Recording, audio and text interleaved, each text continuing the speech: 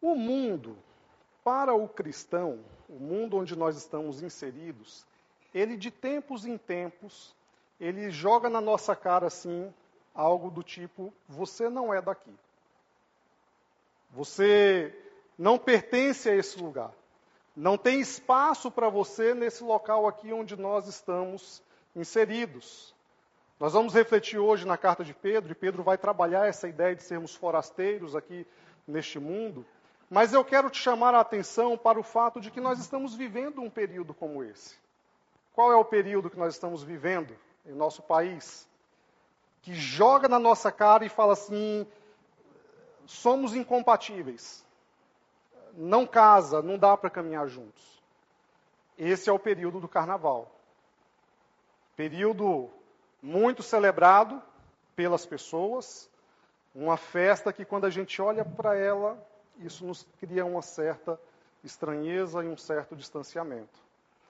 Ontem a gente foi visitar lá o Davizinho, né? Nasceu lá para a região da Vila Olímpia, e em dado momento a gente saiu para tomar um café na padaria. E enquanto a gente tomava café, era o local onde as pessoas passavam para ir para os bloquinhos. E a gente viu assim, o estilo das pessoas passando, as suas vestimentas, aquilo que elas queriam comunicar através da sua vestimenta, da sua roupa, do seu comportamento. E a gente percebe, não dá, nós não somos um tanto compatíveis com essa realidade que nós estamos inseridos. Então, olha só que interessante. Eu vou pedir para o pessoal projetar. Já está? Ainda não. Agora sim. Então, vejam bem. O carnaval ele é um período um tanto desconfortável para os cristãos. Por conta dessa introdução aqui que eu acabei de fazer. A prática, o que as pessoas estão celebrando naquilo ali é totalmente incompatível com aquilo que nós cremos, com aquilo que nós acreditamos, incompatível com a nossa fé. Por vezes, e isso tem se intensificado mais, eu diria, nesses últimos anos, existe uma ação deliberada em afrontar, em nos afrontar. Nos próximos dias, provavelmente, as redes sociais, né, vão assim, ficar frenéticas no meio cristão, talvez por um Cristo crucificado de maneira bem jocosa, realmente para tirar uma chacota e para querer exercer uma certa afronta, e determinados outros valores que nós vamos percebendo serem disseminados, reafirmados nesse tipo de celebração, que cria em nós uma certa dificuldade em relação a esse tipo de festividade. Porém, tem um fator interessante aqui. Eu não sei se você já notou, ou se você já parou para pensar, mas a grande maioria dessas pessoas que estão celebrando essa festa que para nós, assim, a gente quer rejeitar e quer a maior distância possível, são pessoas comuns e que fazem parte da nossa convivência.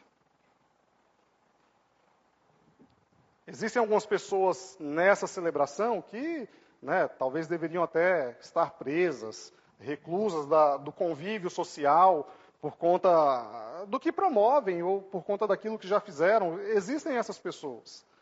Mas, no geral, e eu diria para você que é a grande maioria das pessoas que estão celebrando essa festa, são pessoas que a partir de quinta-feira, quando nós voltarmos aí para a nossa rotina, para o nosso cotidiano, são pessoas com quem a gente tem um convívio perfeitamente natural.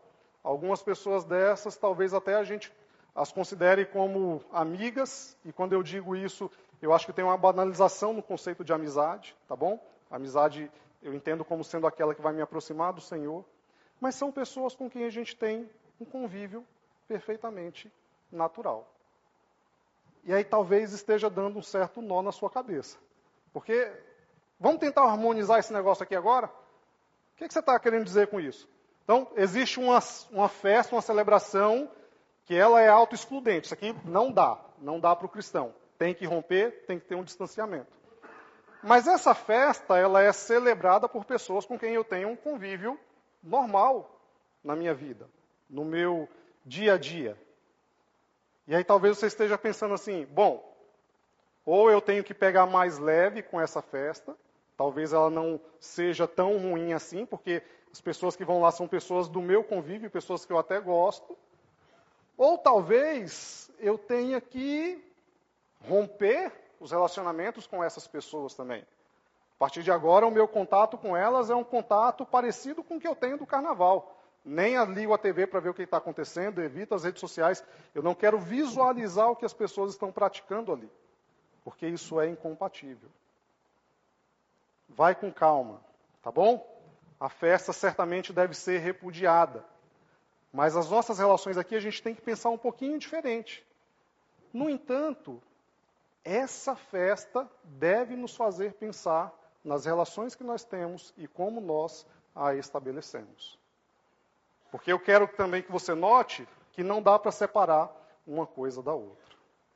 Por isso que o tema da nossa reflexão nessa noite, vai aparecer aí para vocês, o nosso tema é a vida cristã em um mundo que celebra o carnaval. Esse é o tema que nós queremos refletir. Como que é a vida cristã em um mundo que celebra o carnaval? Eu não quis trazer aqui, talvez, a vida cristã na época do carnaval. Porque se o grande problema fosse esse, seria fácil de resolver, não é verdade? Qual que é a prática comum das igrejas, que era a nossa também, mas que a gente mudou um pouquinho? Quando é o retiro que as igrejas costumam promover? É nesse período, não é verdade? Você aproveita que já tem aqui um feriado, um pouquinho mais prolongado, então você consegue retirar a sua igreja do seu local e às vezes vai para um ambiente específico, onde você quer viver ali em comunhão, voltar-se com mais afinco para o Senhor, estudar algumas coisas, refletir, meditar e estreitar o relacionamento entre os irmãos e o relacionamento com o Senhor. Então, se o grande problema fosse apenas a festividade do carnaval, está resolvido.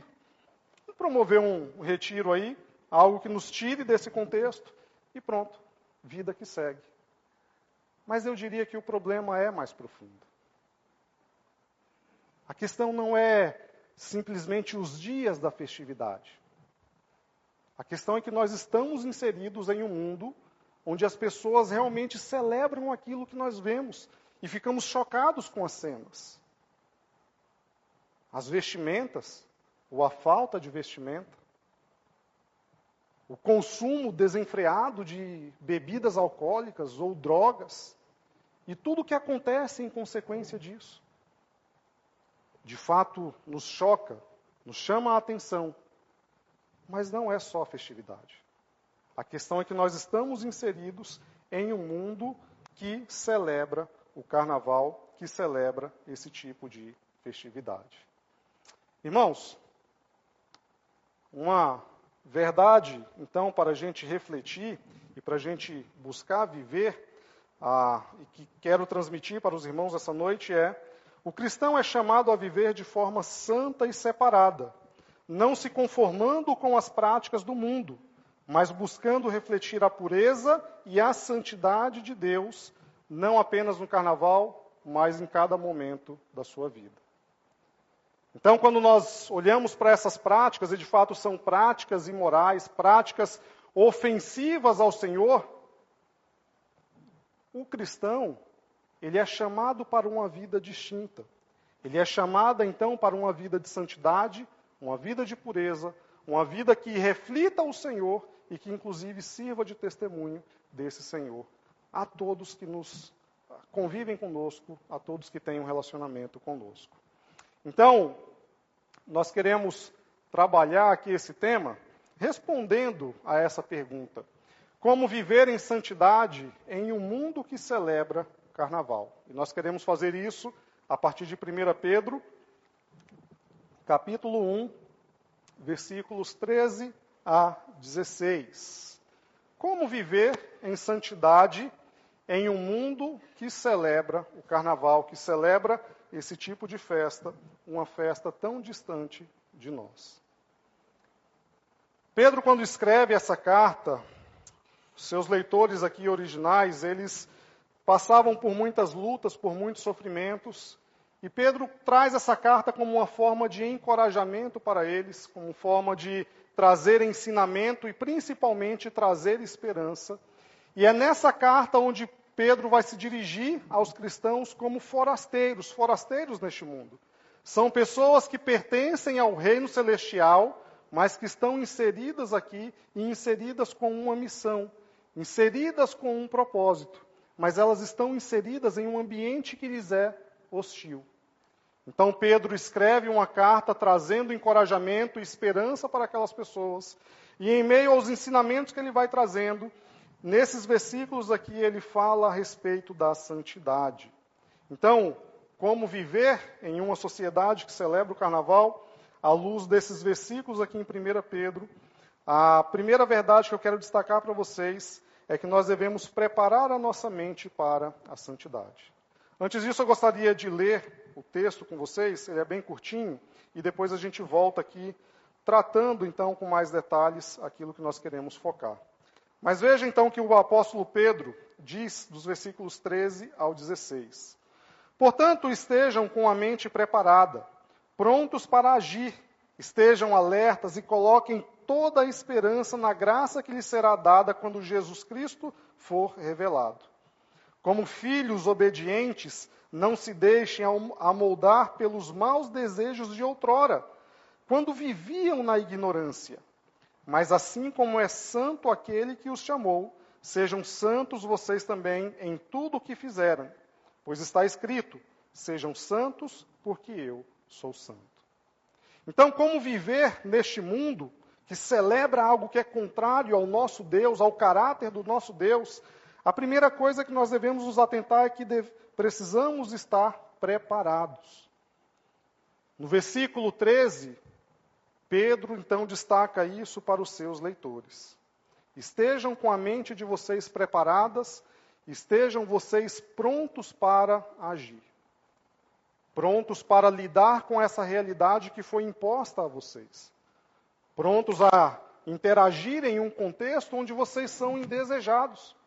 E por serem indesejados, muitas vezes serão afrontados, dependendo da localização, e isso acontece também em nossos dias, até com perseguição e perseguição física.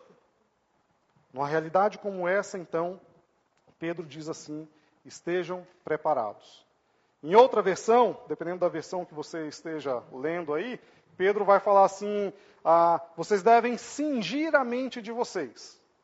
E aí fica uma expressão difícil para a nossa compreensão. Não é? Mas no contexto ali, as vestimentas, especialmente dos homens, eram vestes assim mais largas, mais compridas. Eram vestes que, dependendo do que você fosse realizar, aquilo iria te atrapalhar. Então, para fazer uma caminhada, especialmente se você estiver com pressa, ou de repente para exercer algum ofício profissional, era necessário fazer o quê? Era recolher aquele excesso de vestimenta e cingir, amarrar aquele negócio, deixar bem firme com o cinto, para que você então tenha mobilidade, para que você consiga atuar, fazer aquilo que precisa ser feito. É essa figura que Pedro está trazendo para a gente aqui. Ele está falando assim, a sua mente, ela deve estar apta, ela deve estar preparada para lidar, para interagir em um contexto como esse. Estejam prontos, estejam alertas, estejam, já tentando aplicar um pouquinho mais aqui, sejam sóbrios e sejam familiarizados com a palavra do Senhor. Em um mundo como esse, que é tão hostil, não dá para nós, como cristãos, adotarmos aquela filosofia, que é uma filosofia também de carnaval, do deixa a vida me levar, vida leva eu. Não vai funcionar. Não vai dar muito certo. Nós não vamos conseguir viver uma vida de santidade se nós não agirmos de maneira ativa naquilo que vai formando os nossos pensamentos e as nossas convicções. Então Pedro diz assim, estejam com a mente de vocês preparada. A pergunta então que nós devemos nos fazer é, como eu posso preparar essa mente? Como que eu posso estar preparado para lidar em um mundo como esse? E veja, o Senhor graciosamente Ele nos dispõe de diversas ferramentas para isso. A primeira delas, e a mais importante, é a própria habitação do Espírito Santo do Senhor em nossas vidas. Porque sem Ele, não é possível discernir essas coisas. Não é possível olhar para este mundo pelo prisma do Senhor. Mas uma vez capacitados pelo Espírito Santo, o Senhor nos dá a sua própria palavra revelada. Essa é uma forma que nós temos para preparar a nossa mente, para estarmos prontos para agir. O Senhor nos dá homens para pregar e ensinar. O Senhor nos dá irmãos em Cristo para nos relacionarmos e nos estimularmos no discipulado, a termos uma vida mais parecida com Cristo Jesus. O Senhor, então, Ele vai nos dando diversas ferramentas para termos a nossa mente preparada. A pergunta, então, que nós devemos nos fazer é: como está a minha mente? Como está a sua mente? O que tem ocupado os seus pensamentos? O que você tem inculcado na sua cabeça e que na hora do fogo, na hora em que você vai precisar buscar esses recursos, o que você vai ter para entregar? Você está alicerçado na palavra do Senhor? A sua fé é uma fé sólida nesse sentido? Você está bem equipado?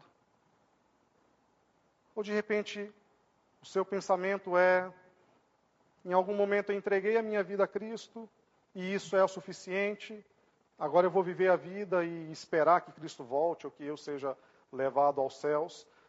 Tome cuidado com esse tipo de pensamento. Se você tem isso bem formulado na sua cabeça, eu diria até para você avaliar se você de fato tem um relacionamento com o Senhor. Porque Pedro, logo no começo da sua carta, no primeiro capítulo, onde ele vai falar para esses cristãos que são forasteiros, preocupe-se com a sua mente. A segunda coisa que Pedro fala para nós aqui nesse versículo 13 ainda é: devemos olhar para Cristo, porque Cristo é a fonte da nossa esperança. É assim que Pedro termina aqui o versículo 13. Estejam alertas e coloquem toda a esperança na graça que lhes será dada quando Jesus Cristo for revelado. Em um mundo como esse, hostil, que nos sufoca de todos os lados, que se opõe a nós, é fundamental para a nossa caminhada, para a nossa jornada cristã, ter a nossa esperança depositada em Cristo Jesus. É o recurso que nós temos, então, para lidarmos com as dificuldades, com as tribulações, com aquilo que vem em oposição contra nós. Em meio, então, a essas lutas, eu posso olhar para Cristo Jesus. Eu posso olhar para algo que transcende a essa realidade. E isso, então, me dá esperança. Não uma esperança centrada em mim, mas uma esperança centrada em Cristo Jesus. Para onde você tem caminhado, meu irmão? Quando você olha para a sua vida, um pouquinho mais adiante, talvez um planejamento aí de curto, médio, longo prazo, qual é o seu combustível? O que te faz viver? O que te faz acordar todo dia pela manhã? Lembra daquelas pessoas que nós falamos lá no começo? As pessoas que estão promovendo esse tipo de festa são pessoas que a gente vai conviver com elas na quinta-feira naturalmente. E às vezes o que essas pessoas têm como objetivo é: eu quero curtir a vida, e às vezes vai extravasar além da conta. Mas os outros objetivos eu quero ter uma formação, eu quero ter um carro, eu quero ter uma casa, eu quero ter coisas sempre associadas a mim. E aí o questionamento que nós devemos nos fazer é: a minha perspectiva de vida é similar à dessas pessoas? Aquilo que eu almejo, aquilo que cuida do meu coração, aquilo que me gera uma fonte de esperança, é a mesma esperança que move essas pessoas? Se é isso, nós não vamos conseguir viver este mundo hostil à nossa fé em santidade diante do Senhor. Porque a nossa mente começa a se distanciar de Cristo Jesus como alvo, a esperança de Jesus Cristo retornar e desfrutarmos de um relacionamento pleno com Ele, para coisas que são materiais e terrenas. E se é isso, não há muita distinção. Talvez entre nós e essas pessoas. Se você é um servo do Senhor, veja, eu estou usando uma expressão aqui para chamar a nossa atenção, tá bom? Se você já entregou sua vida a Cristo, existe toda a distinção. A questão é que agora nós precisamos trabalhar a nossa mente dia após dia e depositar a nossa esperança com convicção no Senhor. Jesus Cristo está voltando e colocará em ordem todas as coisas. E às vezes é isso que nós precisamos para seguirmos adiante com convicção em nossa jornada. Ontem teve um evento especial também da família Bacotina, noivado lá da Giovana e do Pedro, e a gente estava num sítio lá e tinha uma piscina, né? E aí depois que o Pedro fez lá todo o seu ato romântico, foi liberado o churrasco e aquela piscina, e aí a gente começou a brincar um pouquinho, e aí daqui a pouco 2 jovens lá, acho que o Guilherme aqui e o Gustavo, lançaram um desafio. Nós vamos atravessar essa piscina aqui embaixo d'água. E devia ter uns 20 metros, eu acho, de comprimento, talvez 25, não sei se era uma piscina semi-olímpica.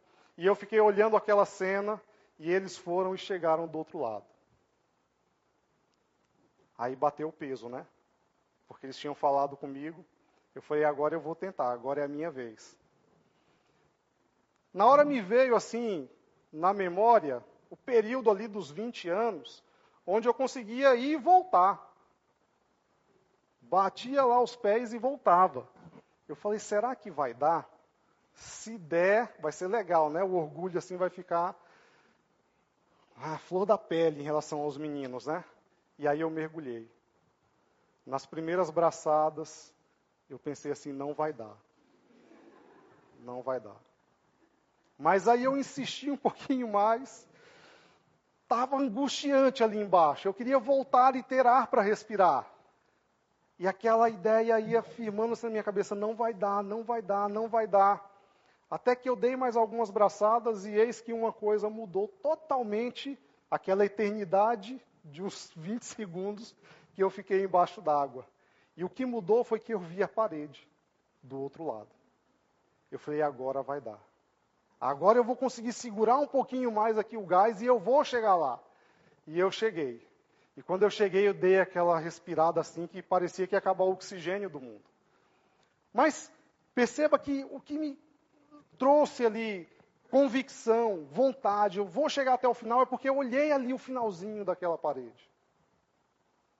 E às vezes para a vida, para a nossa vida, como discípulos de Cristo Jesus, a gente tem que olhar para essa parede, para essa borda da piscina, e entender que nós estamos caminhando, e devemos caminhar com convicção, mesmo que o mundo seja hostil a nós, mas olhando fixamente para Cristo Jesus. Ele é a nossa esperança. E sem Ele, essa esperança aqui não é aquela esperança vazia, tá bom? Mas é a esperança no sentido de certeza e de convicção. Se você então é um filho do Senhor, um filho de Deus, você pode abraçar essa convicção de estar nas mãos do Pai e ter certeza que você vai conseguir concluir essa jornada, mesmo em meio às dificuldades. Mas o alerta de Pedro aqui é, se prepare para isso. Esse é o nosso dever. Se prepare para isso, porque não será fácil. A jornada não será fácil. Esteja preparado. E aí Pedro segue adiante, olhando agora para o versículo 14, e nós vamos notar aqui que a forma de nós vivermos então neste mundo que celebra uma festa que é tão hostil a nós, é uma vida em obediência como filhos de Deus. No versículo 14, depois o 15 e 16, Pedro vai dizer assim, como filhos obedientes, não se deixem amoldar pelos maus desejos de outrora, quando vocês viviam na ignorância. Pedro está falando aqui agora, existe distinção entre vocês e este mundo. E essa distinção que existe agora na vida de vocês é porque vocês são filhos de Deus. Não é porque existe mérito próprio em nós. Não é pelo nosso esforço, nós não temos condições de nos tornarmos melhores do que ninguém. Mas porque somos filhos de Deus, se você já entregou a sua vida para Cristo Jesus, Pedro vai falar agora para você, é possível uma vida de obediência, uma vida de santificação. Querido, você tem percebido na sua vida que dia após dia você tem se tornado mais parecido com Cristo Jesus? Você tem sido lapidado.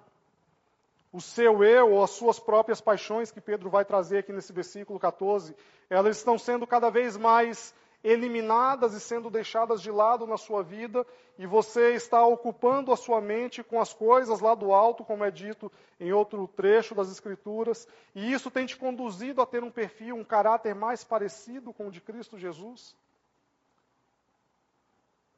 Pedro aqui vai nos chamar à obediência. Santificação e obediência caminham juntos. Não dá para nós separarmos. Veja como Pedro inicia a sua carta, lá no versículo 2. Ele diz assim, ó, vamos ler o 1. Pedro, apóstolo de Jesus Cristo, aos eleitos de Deus, peregrinos dispersos do Ponto, da Galácia, da Capadócia, na província da Ásia e na Bitínia, escolhidos de acordo com o pré-conhecimento de Deus, pela obra santificadora do Espírito, para a obediência a Jesus Cristo e a aspersão do seu sangue. Graça e paz lhe sejam multiplicadas. Olha as verdades que Pedro traz aqui no versículo 2. A obra santificadora é uma obra do próprio Espírito, e sem o Espírito isso não é possível. Não temos condições de produzir nada diferente daquilo que as pessoas estão produzindo nesses 4 dias de festividade contra o Senhor. Mas Pedro vai falar aqui no versículo 2 que essa obra santificadora do Espírito nos capacita para uma obediência a Cristo Jesus. Santificação e obediência, nas palavras então do apóstolo Pedro, são coisas que vão caminhando juntas e são inseparáveis. No versículo 22, ele transmite o mesmo conceito dizendo: agora que vocês purificaram a sua vida pela obediência à verdade, visando o amor fraternal e sincero, amem sinceramente uns aos outros de todo o coração. Agora que vocês purificaram a sua vida pela obediência. O que é esperado, então, de nós? Talvez a resposta pronta seja obedecer.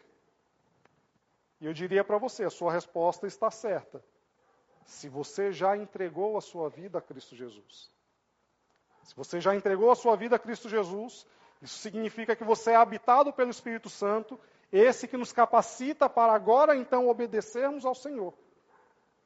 Mas se você ainda não o fez, existe algo que Pedro coloca aqui nesse versículo 14, que ele vai dizer assim, como filhos do Pai, como filhos de Deus. Então, se tem uma coisa que antecede a nossa obediência, ou o nosso esforço de querer fazer aquilo que Cristo manda que nós façamos, é termos um relacionamento com Ele. É sermos habitados por esse Espírito que nos qualifica a essa vida de obediência ao Senhor. Sem isso, não vai dar certo. Se você, de repente, está aqui nessa igreja e tem vindo domingo após domingo, porque talvez acha o estilo de vida dessas pessoas aqui um pouco melhor do que a gente encontra lá fora, especialmente num período como esse de carnaval, eu quero te alertar que existe muito pecado em nosso meio, tá bom? A única diferença entre nós é que somos pecadores arrependidos e remidos pelo Senhor. Mas você vai encontrar também muitas falhas, muitos pecados sendo praticados aqui em nosso meio. Mas se ainda assim você vem aqui porque encontra um estilo de vida um pouquinho melhor e você quer se enquadrar nesse contexto, você quer talvez seguir alguns ensinamentos de Cristo Jesus, mas ainda não se tornou um filho do Senhor, isso não será possível. Eu diria até para você que o fardo nas suas costas se tornará um fardo insustentável. De tempos em tempos nós vemos isso acontecer. Se você é um pouco mais antenado aí nas redes sociais, você percebeu que nos últimos dias o mundo aí gospel ficou chocado com a postura daquele personagem que fazia o pastorzão. Não sei se vocês se lembram. Ele era um comediante ali que, era o pastorzão e brincava, e a gente deu muita risada com as coisas que esse homem falava. Nasceu no lar cristão, foi criado na igreja, e trazia de forma bem humorada assim, algumas coisas do contexto de igreja. O cara virou completamente a cabeça. Ele está saindo aí nos podcasts, na internet da vida, detonando a igreja. Falando de Jesus Cristo, ele morreu por mim, mas eu nem pedi para ele morrer por mim. O contexto de igreja é um contexto difícil. Ele vai falar assim, você quer saber o que é pecado? Tudo aquilo que te faz feliz é pecado, pronto. Na cabeça desse povo da igreja é assim que as coisas funcionam. Isso é a vida de alguém que passou uma boa jornada da sua trajetória, inserido no contexto de igreja, tentando ganhar forma das pessoas que o cercavam, de repente até com sinceridade, tentando obedecer a Cristo Jesus. Mas se não é filho, se não tem um relacionamento, não vai dar certo. E aí chega uma hora que desmorona. E desmorona mesmo. Porque não tem um relacionamento. Então, antes de você imaginar assim, o que é necessário, o que eu preciso fazer então para viver essa vida neste mundo hostil, é obedecer ao Senhor? É. Mas tem algo que antecede a isso. E o que antecede a isso é o relacionamento com o Senhor. É por isso que no versículo 14 Pedro diz assim, como filhos obedientes. A obediência por si só é algo que gera uma certa dificuldade, não é? Porque se eu preciso obedecer, isso já pressupõe talvez uma atividade que eu talvez não quisesse assim fazer de boa vontade, não é? Então, obediência vai envolver sim essa transformação de mente, essa mudança de pensamentos e de convicções. Mas quando nos tornamos filhos do Senhor, a perspectiva também muda. Obedecer ao Senhor muitas vezes vai ser algo desafiador, mas é o que tem de melhor para a minha vida. É o que tem de melhor para mim nessa realidade. Porque isso é a minha adoração a Deus. Tente pensar no exemplo de um filho para obedecer o seu pai. Às vezes é uma luta, não é? Para o filho é extremamente difícil. E às vezes quando obedece meio a contragosto, porque o pai ou a mãe já repetiu pela 5ª vez, e ele sabe que se continuar, a cinta vai comer no lombo, e aí ele fala, eu vou fazer o que ele quer. E muitas vezes faz isso com rancor no coração. Mas quando o filho percebe, pelos próprios princípios do Senhor, que é esperado que ele honre ao seu pai, às vezes obedecer vai trazer ainda assim uma dificuldade, porque de repente ele queria fazer uma outra coisa, mas pode vir à mente dele. Em adoração ao Senhor, é esperado que eu honre ao meu pai. Por isso que a obediência de um filho de Deus em relação ao seu Senhor, muitas vezes vai nos desafiar. Porque vai contra as nossas vontades. E graças a Deus que vá contra as nossas vontades. Graças a Deus que Pedro nos alerta que não vivam mais com base nas suas próprias paixões. O que as pessoas estão promovendo nesses dias agora de festa é uma extravasão sem limite das suas paixões. Que ao longo do ano elas vão colocando assim, em medidas talvez em doses menores ao longo do ano. O famoso sextou, não é um pouquinho disso daí? E a gente pode curtir, tá bom? O cristão pode utilizar o seu sextou também de maneira santa. Mas o sextou para essas pessoas já traz um pouquinho desse gosto, dessa vida contrária ao Senhor. Porque isso é a paixão que existe no seu coração. O que a gente percebe nesses dias é apenas uma extravasão sem limites dessa paixão. Vamos colocar tudo para fora. Esses são os dias em que está valendo tudo. Pedro chega para os que pertencem ao Senhor, para os filhos de Deus, e diz assim: olha, não se deixem dominar pelas paixões que vocês também tinham, antes de serem dominados por Cristo Jesus. É por isso que nós não somos melhores do que ninguém. É por isso que nós devemos olhar para essas pessoas, inclusive com um olhar de misericórdia. Existe um juízo? É lógico que existe. É um juízo do Senhor. E a nossa transmissão, inclusive, desse juízo deve ser uma transmissão misericordiosa, esperando que essas pessoas também sejam transformadas. Devemos, então, viver como filhos obedientes ao nosso Senhor. É isso que é esperado de nós. E, por fim, como viver em santidade em um mundo que celebra o carnaval, reflita o caráter de Deus. Se você é um filho do Senhor, se você se enquadra nesse versículo 14 aqui de Pedro, como filhos da obediência, o que é esperado então de nós, o nosso objetivo aqui nessa terra, é refletir o caráter do nosso Deus. Nesse mundo perdido em trevas onde nós estamos inseridos. Nós estamos aqui com um propósito. E o propósito de revelar esse Deus. Versículos 15 e 16, Pedro vai dizer assim: mas assim como é santo aquele que os chamou, sejam santos vocês também em tudo o que fizerem, pois está escrito: sejam santos, porque eu sou santo. A forma então de vivermos este mundo é refletindo a santidade do Pai.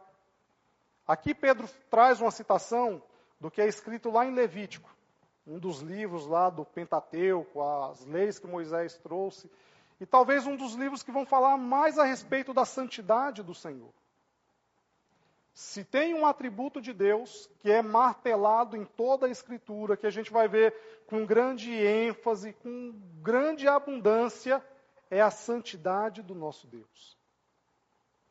Do começo ao fim. Deus é um Deus santo. Isaías, quando está diante da presença do Senhor, ele fica com pavor, ele fica em pânico. E esse pavor de Isaías é porque eu sou um homem de lábios impuros. E eu habito no meio de pessoas de lábios impuros. Mas os meus olhos viram o Rei.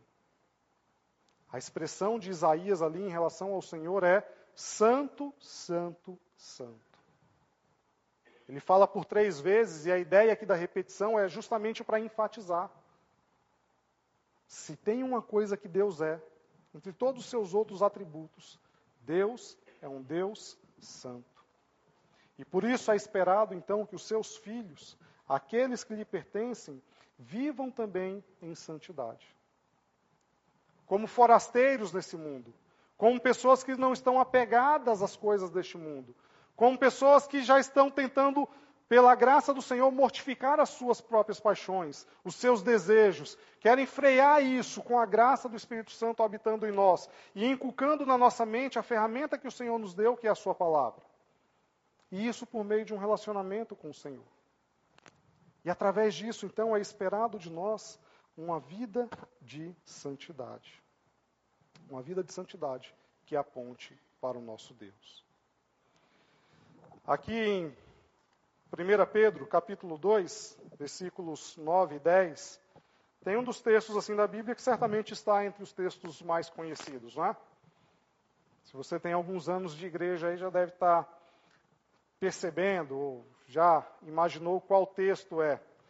Mas olha o que Pedro vai dizer, alguns versículos adiante desse texto que nós estamos considerando. Portanto, está no contexto do que Pedro está trazendo para os seus leitores e também para nós.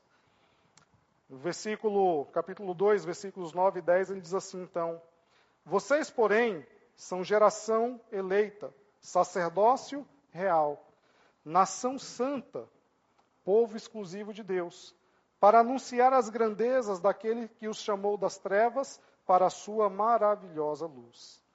Antes, vocês nem sequer eram povo, mas agora são povo de Deus. Não haviam recebido misericórdia, mas agora a receberam. Pedro, aqui nesse versículo 9, ele vai trazendo algumas verdades em relação ao povo de Deus, e uma dessas verdades é que vocês são uma nação santa. E essa nação santa aqui não quer dizer pessoas sem pecado ou pessoas perfeitas, porque isso só vai acontecer na glória. Mas a ideia de ser santo é ser um povo separado. Separado pelo Senhor, mesmo nesse mundo hostil e com um propósito. E o propósito que Pedro vai mostrar para nós aqui no capítulo 2 é anunciar as grandezas daquele que nos chamou. Daquele que nos chamou das trevas. Nós olhamos para a festividade do carnaval e salta nos nossos olhos essas trevas, esse mundo contrário aos valores do Senhor. Mais uma vez, não se sinta melhor do que essas pessoas. Nós fomos extraídos desse contexto. Talvez não teríamos exatamente as mesmas práticas, os mesmos comportamentos, o mesmo linguajar, mas nós fomos extraídos desse contexto, porque nós vivíamos com base em nossas paixões, em nossos desejos pecaminosos. É Deus, então, que nos transporta para o seu reino de luz. E agora, capacitados por esse relacionamento, nós temos, então, condições de revelar, de demonstrar o nosso Senhor, de refletir o caráter do nosso Deus. Por isso, a nossa verdade, então, para refletir e para vivermos, é que o cristão ele é chamado a viver de forma santa e separada, não se conformando com as práticas do mundo, mas buscando refletir a pureza e santidade de Deus em cada momento. Por isso a gente conclui da seguinte forma: ao preparar a nossa mente, viver em obediência e buscar a santidade, podemos honrar a Deus em todas as nossas escolhas, mostrando ao mundo a beleza de viver para Ele. Queridos, as pessoas estão celebrando essa festa achando que isso é o que há de melhor no mundo. Achando que, poxa, tomara que chegue logo o ano que vem, para a gente celebrar isso novamente. A partir de quinta-feira, essas pessoas já estarão sob um efeito mais reduzido do álcool ou de qualquer outro tipo de coisa que tenham consumido nesses dias. E de repente são pessoas com quem eu e você teremos a oportunidade de nos relacionarmos. E o nosso relacionamento com essas pessoas deve sim ser um relacionamento intencional. Não é um santo daquele que se coloca numa condição de superioridade, mas é um santo daquele que percebe que também vivia para as suas próprias paixões, mas que pela graça de Deus consegue agora viver para o que realmente é verdadeiro, para aquilo que verdadeiramente é belo. É dessa forma que nós temos que nos relacionar com essas pessoas. Mostrando sim o juízo, mas o juízo que vem do Senhor. Não o nosso juízo, não a nossa justiça, não a minha moral, eu sou melhor do que você. Mas nós temos o privilégio, então, de, através das nossas escolhas, revelar ao mundo a beleza que é viver para Deus. Que esse período de carnaval seja uma oportunidade, então, para nos afastarmos de tudo que é impuro e nos aproximarmos ainda mais da santidade de Deus, para que Ele seja revelado ao mundo. Querido, a questão, então, para você pensar é, esses 4 dias são chocantes. E a gente os repudia com toda a veemência. E nos afastamos dele. Mas nós convivemos ao longo do ano com as pessoas. E às vezes nós estamos desejando as mesmas coisas que elas desejam. A nossa perspectiva de futuro, de vida, não é centrada em Cristo. Às vezes é centrada nas mesmas coisas que essas pessoas procuram. E aí a diferença, de repente, é que, ao invés de eu estar no bloquinho agora, eu estou na igreja. Se essa é a sua condição, existem 2 coisas que você deve considerar. Talvez você não tenha um relacionamento verdadeiro com o Senhor.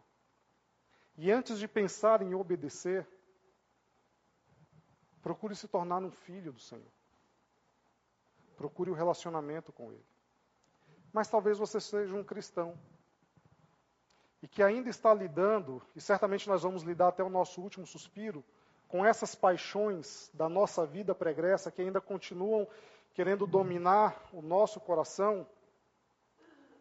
E o que nós devemos fazer, então, é, pela graça do Senhor, trabalhar no nível da nossa mente, para que ela seja preparada, para que nesse mundo hostil a gente tenha condições de olhar verdadeiramente para Cristo. Vamos orar.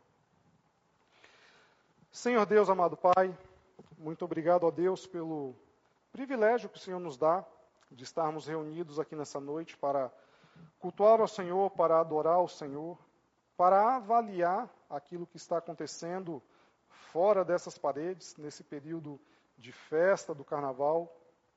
Nos ajude, então, a olharmos para essa realidade e adorarmos ao Senhor, porque o Senhor nos livrou das nossas próprias paixões.